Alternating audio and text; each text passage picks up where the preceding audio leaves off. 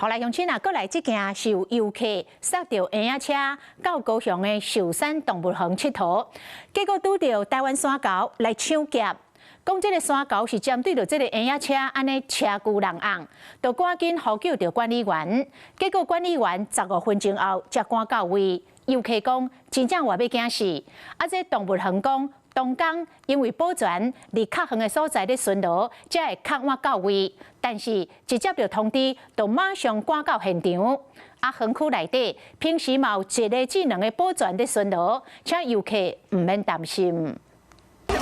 民众去高雄寿山动物园耍，结果拄到高山啊车旧人红，开始摕红影车顶的物件，敢若看到物件拢叫超出来等伫咧涂骹。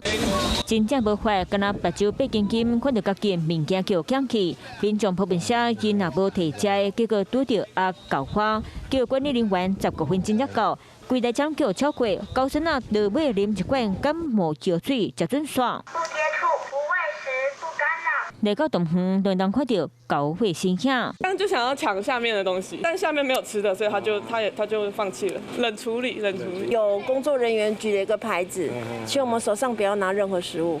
游客来动物园耍，拢知影免怎做，不过嘛是拄到狗来小质问。动物园讲，园区内底随时拢有工作人员伫咧，游客唔免受烦恼。会有1到2个保全会在园区里面，然后会整个园区随时不定时的都在各个地方在做巡逻。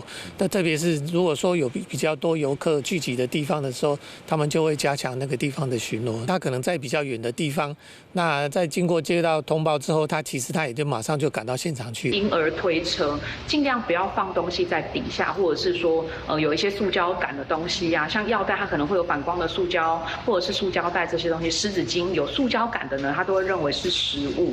拄到狗上重要爱冷静，佮莫甲因饲食，莫甲因摸，嘛莫甲因扔。3大关照，互因无意无意，点点啊离开就好。Hello， 我是庄慧琪。想要抢先掌握最及时的新闻资讯吗？赶快订阅、按赞、开启小铃铛，锁定华视新闻 YouTube 频道。